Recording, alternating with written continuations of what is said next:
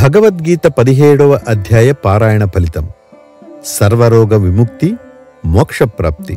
పూర్వం ఖడ్గబాహు మహారాజు కుమారుడి దగ్గర దుశ్శాసనుడు అనే సేవకుడు ఉండేవాడు.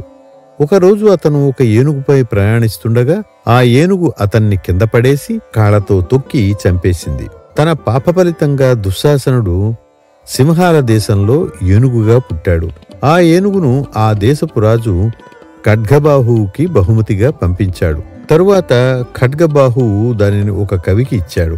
ఆ కవి దాన్ని మాళవ దేశరాజుకు విక్రయించాడు.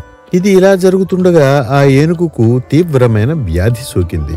ఎంతమంది వైద్యులను పిలిచినా, ఎన్నో చికిత్సలు చేసినా వ్యాధి తగ్గలేదు.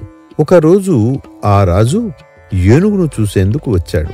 అప్పుడు ఆ ఏనుగు ఆశ్చర్యకరంగా మానవ భాషలో ఇలా అన్నది: మహారాజా, నా వ్యాధి సాధారణ వైద్యంతో తగ్గదు.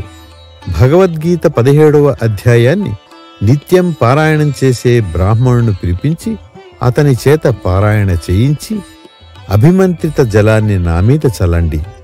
ఆ మహారాజు వెంటనే అలా చేయించాడు.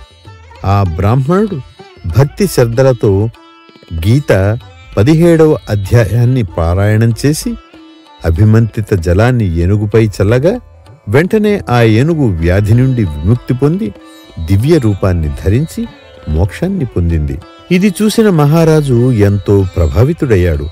తను ప్రతిరోజు భగవద్గీత 17వ అధ్యాయాన్ని భక్తి శ్రద్ధలతో పారాయణం చేయసాగాడు.